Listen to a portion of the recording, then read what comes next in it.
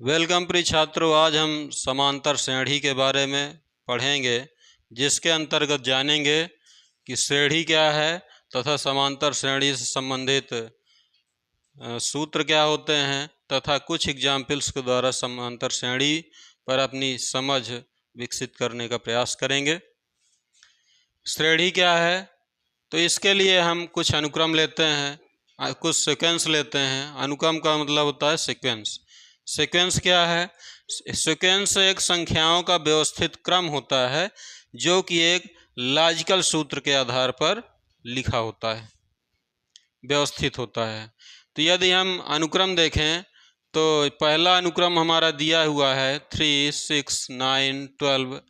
अब यह हमारा अनुक्रम या सीक्वेंस एक गणितीय नियम के आधार पर बना हुआ है। ये पूरा सीक्वेंस एक निश्चित गणितीय नियम के आधार पर बना हुआ है। तो यह नियम है, यदि हम 3 में +3 कर दें तो अगला टर्म आ जाता है, अगला पद आ जाता है। फिर दूसरे में 3 अगर प्लस कर दें तो फिर अगला टर्म आ जाता है, पद आ जाता है। तो इस प्रकार +3 करने पर अगला वाला पद आता जाता है। तो इस प्रकार इसे हम एक गणितीय सूत्र द्वारा व्यक्त कर सकते हैं और इस अनुक्रम के किसी भी पद को ज्ञात कर सकते हैं।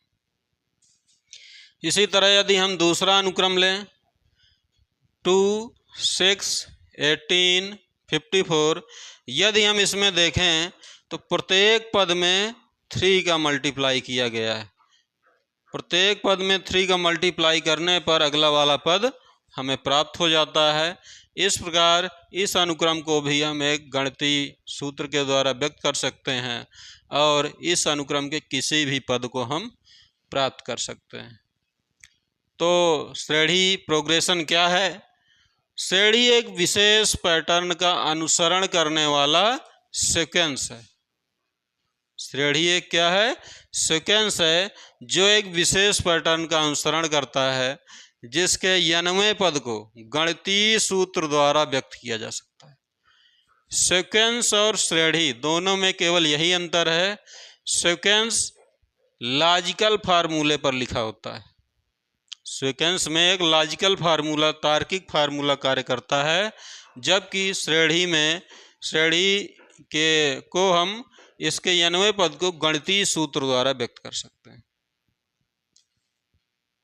आगे देख लेते हैं समांतर श्रेणी क्या होती है। समांतर श्रेणी में अगर देखें, यदि हम एक सीक्वेंस लेते हैं 3, 5, 7, 9, तो यदि हम इसमें देखें तो यहाँ पर +2 किया गया है। 3 में +2 करने पर नेक्स्ट टर्म आ जाता है। इसी प्रकार इसमें भी अगर 2 कर देंगे तो अगला वाला पद आ जाएगा। इसी प्रकार तीसरे पद में भी अगर +2 कर देंगे तो चौथा पद आ जाता है। तो इस प्रकार हम देख रहे हैं कि यहाँ पर एक निश्चित संख्या यदि हम पद में जोड़ते चले जाते हैं तो हमें आगे वाला पद मिलता चला जाता है। तो समांतर श्रेणी का अर्थ है, समांतर का मतलब है समान अंतर। समांतर का मतलब है समान अंतर।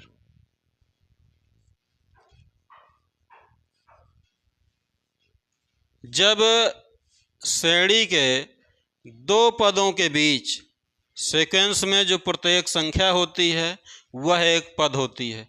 ऐसे इसमें पहला पद 3 है, दूसरा पद 5 है, तीसरा पद 7 है, चौथा पद 9 है, और इनको हम क्रमशः T1, T2, T3, T4 से निरूपित करते हैं और 90वें पद को Tn से निरूपित करेंगे। तो इस प्रकार हम यहाँ पर देख रहे हैं, किन्हीं भी 2 पदों के बीच, चाहे हम पहला दूसरा लें, चाहे दूसरा और तीसरा लें, T2 माइनस T1 लें, अथवा T3 माइनस T2 लें, कोई भी 2 लगातार पदों के बीच अंतर समान अंतर आता है, समान रहता है। इसलिए इस श्रेणी को हम समांतर श्रेणी कहते हैं। इसी प्रकार अगला अगर हम सीक्वेंस लें, अगला अनुक्रम लें, तो इसमें लिखा हुआ है 6, 9, 12, 15। अगर इसमें देखें तो दो पदों के बीच +3 का डिफरेंस है, अंतर है। इसी प्रकार सभी पदों में 3 का डिफरेंस है। तो इस प्रकार इसमें भी समान अंतर है, इसके भी लगातार दो पदों के बीच अंतर एक समान है, इसलिए यह समांतर श्रेणी है।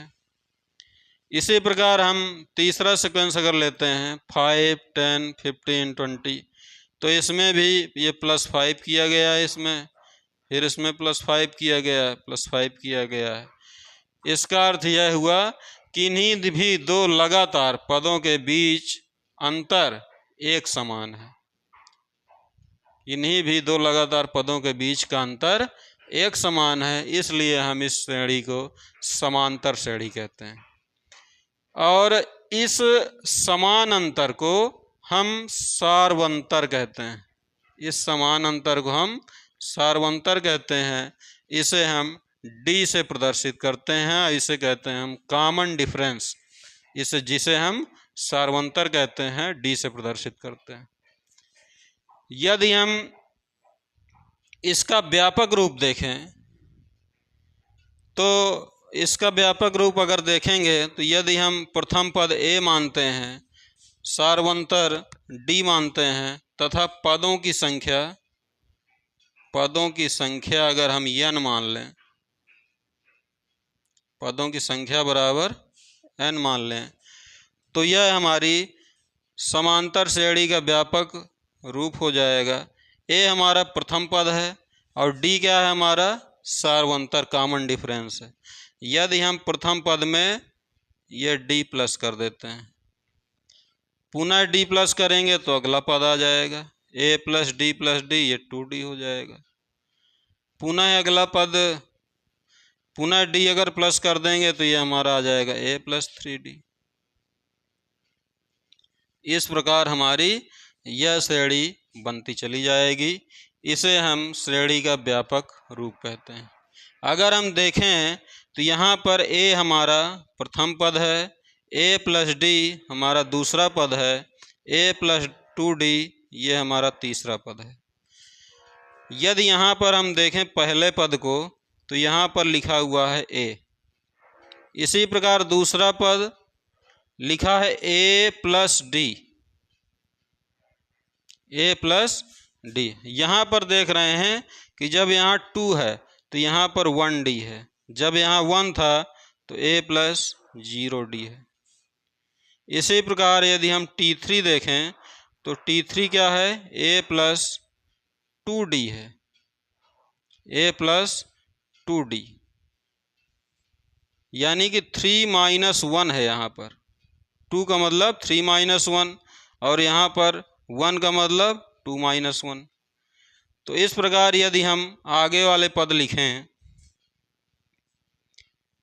चौथा पद लिखें, तो यह हो जाएगा a + 4 - 1 × d, क्योंकि यहाँ पर a + 3d है। यहाँ पर तीसरा पद था तो यहाँ पर 2d था, दूसरा पद था तो 1d था, पहला पद है तो 0d है। इसी प्रकार यदि हम n वां पद लिखें, यदि इस श्रेणी में n पद हों तो n वां पद हो जाएगा a + n - 1 × d। इस प्रकार हमारे समांतर श्रेणी का n वां पद निकालने के लिए फार्मूला हो जाता है a + n - 1 × d।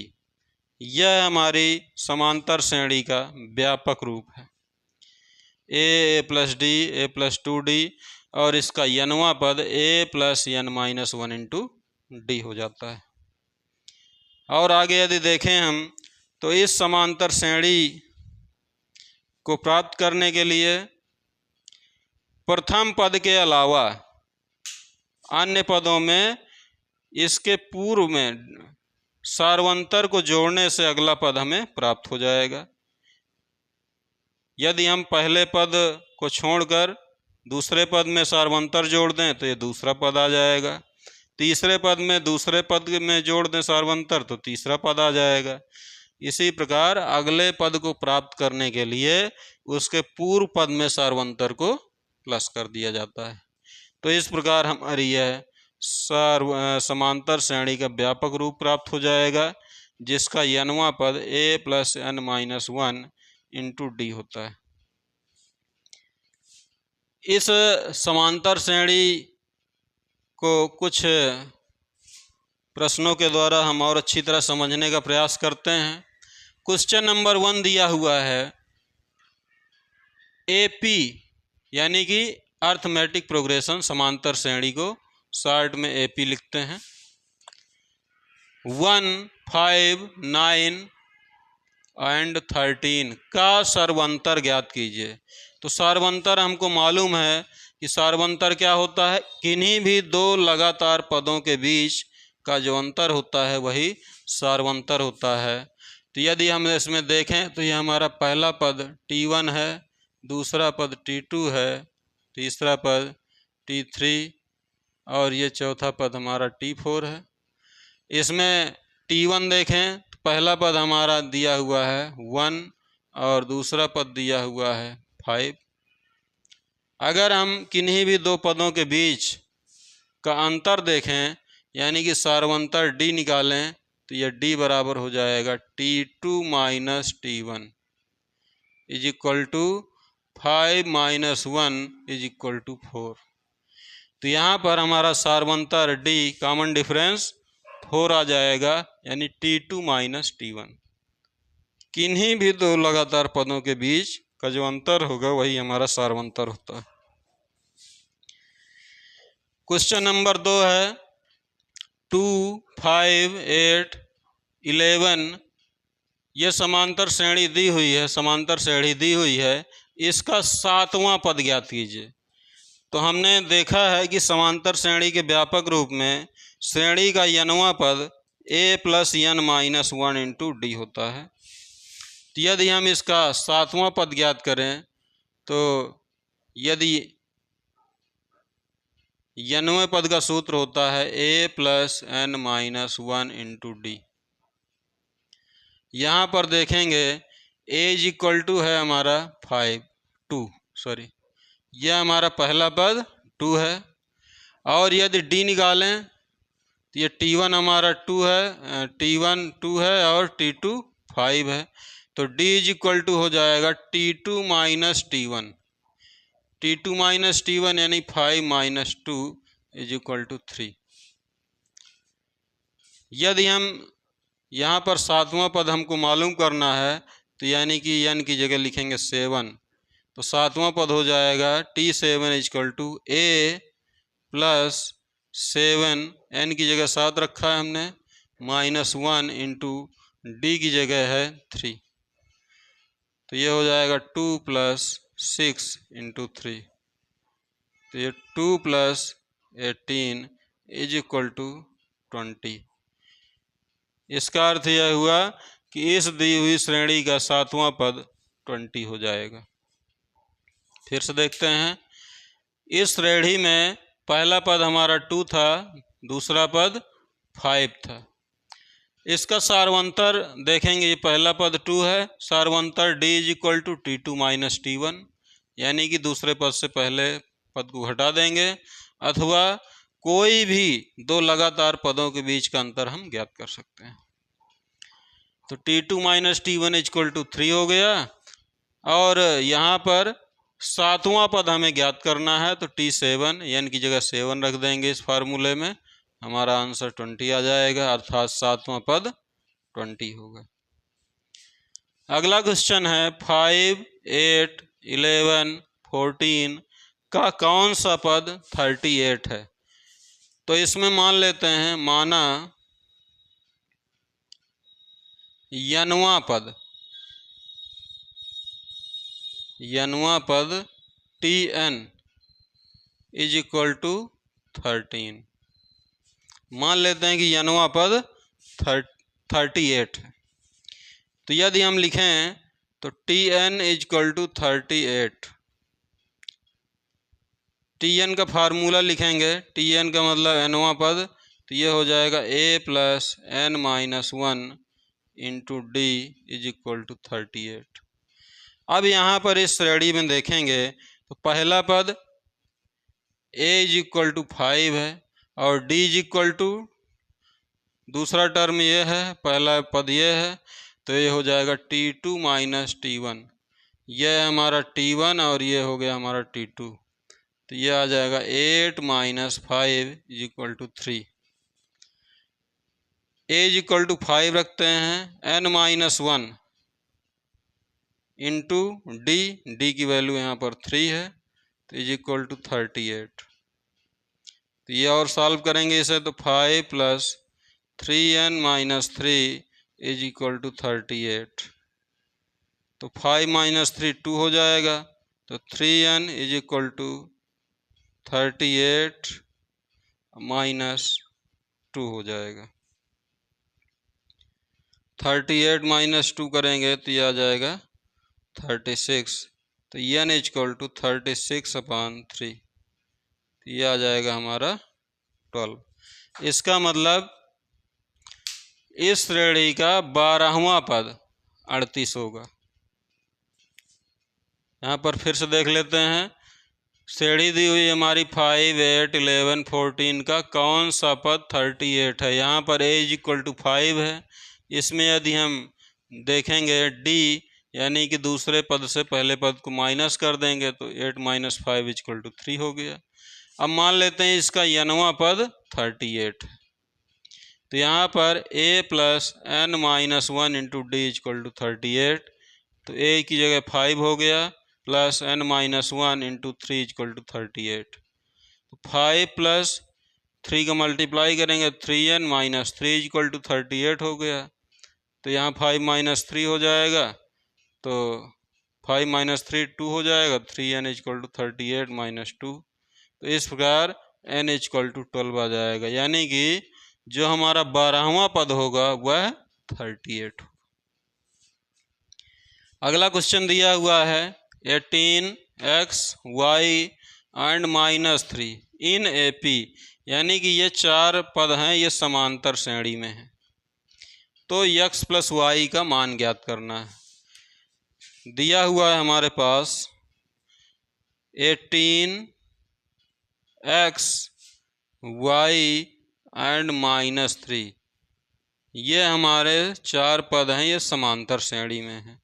तो समांतर श्रेणी में है तो हमको मालूम है कि समांतर श्रेणी में कोई भी दो पदों के बीच अंतर एक समान होता है। इसमें हमारा T1, T2, T3 and T4। तो यदि हम T2 माइनस T1 करें तो यह हमारा इक्वल होगा T3 माइनस T2 के और T4 माइनस T3 के। तो इसको हम लिख सकते हैं T4 माइनस T3। T2 यानी कि x माइनस T1 18 हो जाएगा, तो यह आ जाएगा T4 माइनस 3 माइनस T3, ये हो जाएगा y। अगर इसको हम सॉल्व करें तो x इधर आएगा, तो x plus Y is equal to minus 3 plus 18, तो यहाँ आएगा हमारा 15, अर्थात x प्लस वाई की वैल्यू हो जाएगी 15। इस प्रकार कुछ क्वेश्चन के माध्यम से हमने समांतर श्रेणी को समझने का प्रयास किया है। अगली क्लास में हम समांतर श्रेणी से संबंधित n पदों का योगफल तथा अन्य उदाहरणों की सहायता से समांतर श्रेणी को समझने का प्रयास करेंगे। धन्यवाद।